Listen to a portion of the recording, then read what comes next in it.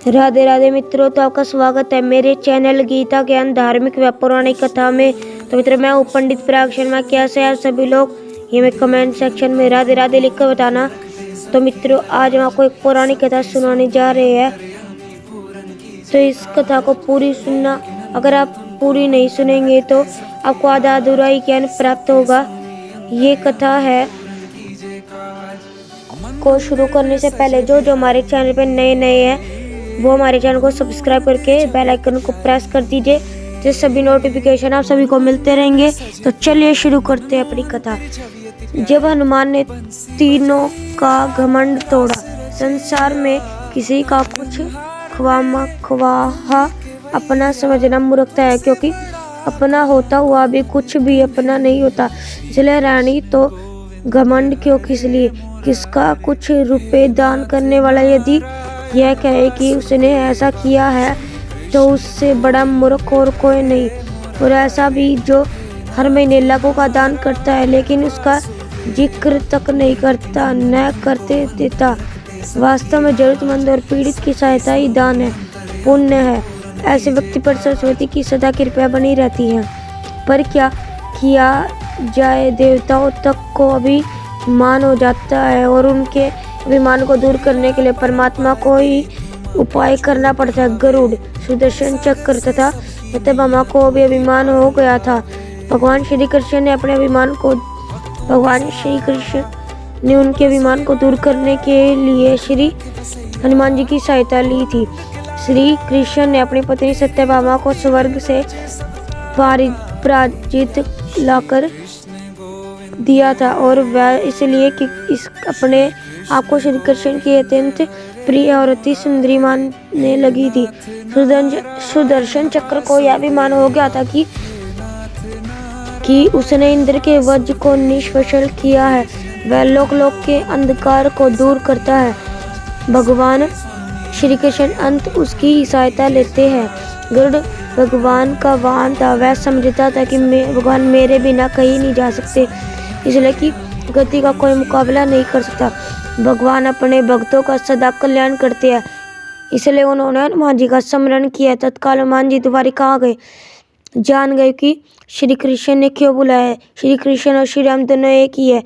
वह यह भी जानते थे कि इसलिए सीधे राज दरबार नहीं गए, कुछ कौतुक करने के लिए उद्यान में चले गए। वृक्ष पर लगे फल तोड़ने लगे, कुछ खाए कुछ फेंक दिए। वृक्षों को उखाड़ फेंका, कुछ तो तोड़ डाला। बाग वीरान बन गया। जी का मकसद नहीं था तो श्री कृष्ण के संकेत से कौतुक कर रहे थे। बात श्री कृष्ण तक पहुंची। किसी वानर ने राजोद्यान को उखाड़ दिया है, कुछ किया जाए। श्री कृष्ण ने गरुड़ को बुलाया, कहा जाओ सेना ले जाओ, उस वानर को पकड़ कर लाओ। गरुड़ ने कहा, प्रभु एक मामूली वानर को पकड़ने के लिए सेना की क्या जरूरत है? मैं अकेला ही उसे मजा चखा दूंगा। कृष्ण मन ही मन मुस्कुरा दिए, जैसे तुम चाहो, लेकिन उसे रोको। जाकर वैनतेय गए, हनुमान जी को ललकारा, बाग क्यों उखाड़ रहे हो? फल क्यों तोड़ रहे हो? चलो, तुम्हें श्री कृष्ण बुला रहे हैं। हनुमान जी ने कहा, मैं किसी कृष्ण को नहीं जानता हूँ, मैं तो श्री राम का सेवक हूँ। जाओ कह दो मैं नहीं आऊँगा।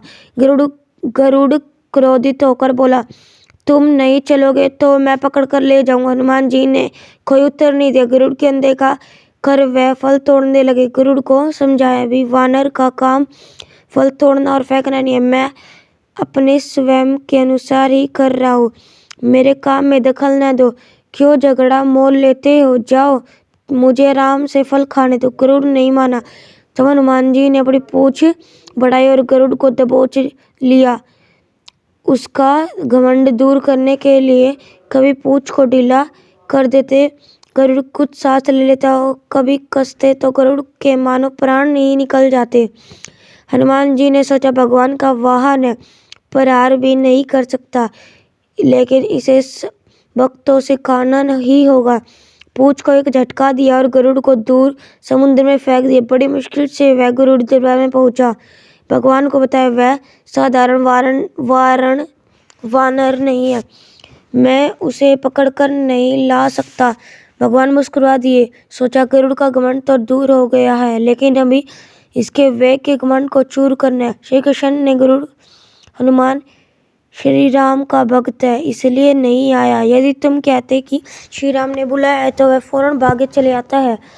हनुमान अब मलयत पर्वत पर चले गए। तुम तेजी से जाओ और उससे कहना श्री राम ने उन्हें बुलाया है। तुम तेजी से उड़ सकते हो, तुम्हारी गति बहुत है, उसे साथ ही ले आना। गरुड़ वेग से उड़े मलय पर्वत पर पहुँचे। हनुमान जी से क्षमा मांगी, कहा कि भी श्री राम ने आपको याद किया है। आप अभी आओ मेरे साथ, मैं तुम्हें अपनी पीठ पर बिठाकर मिनटों में द्वारिका ले जाऊंगा।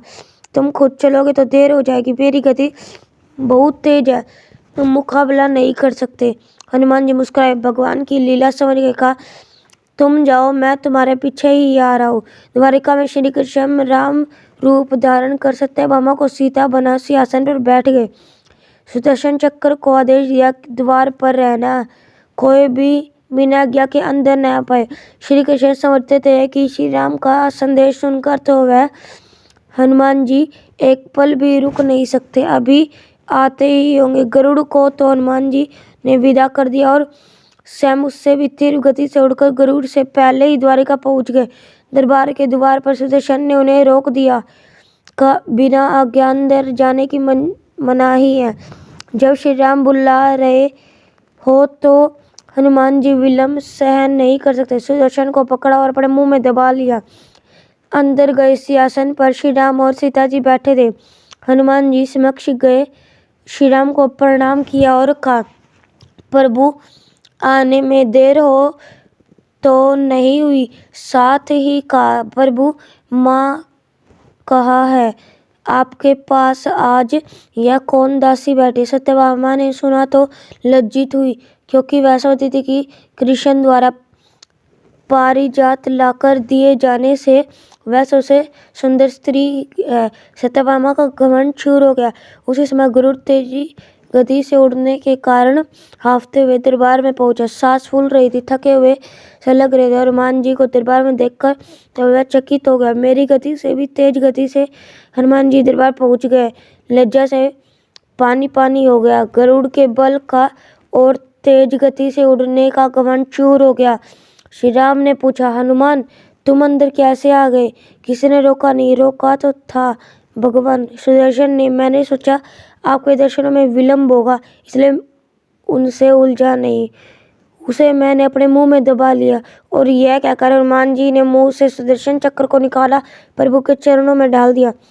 तीनों के घमंड चूर हो गए। श्री कृष्ण यही चाहते थे। श्री कृष्ण ने हनुमान जी को गले लगाया, हृदय से हृदय की बात हुई और उन्हें विदा कर दिया। परमात्मा अपने भक्तों में अपने निकटस्थों में अभिमान रहने नहीं देते। श्री कृष्ण सत्यभामा गरुड़ और सुदर्शन चक्र का घमंड दूर न करते तो परमात्मा के निकट रह नहीं सकते थे, और परमात्मा के निकट रह ही वह सकता है जो मैं और मेरी सी रहित है। श्री राम से जुड़े व्यक्ति में कभी अभिमान नहीं होता है। न श्री राम में अभिमान था, न उनके भक्त हनुमान में। न श्री राम ने कहा कि मैंने किया है, और न हनुमान जी ने कहा कि मैंने किया है, इसलिए दोनों एक हो गए, न अलग थे न अलग रहे। तो मित्रों, कैसी लगी आपको आज की कथा? कमेंट सेक्शन में बताना। और जो हमारे चैनल पर नए नए वो चैनल को सब्सक्राइब करके बेल आइकन को प्रेस कर दीजिए, जिससे सभी नोटिफिकेशन आप सभी को मिलते रहेंगे। तो मिलते हैं अगली वीडियो में, तब तक के लिए राधे राधे मित्रों।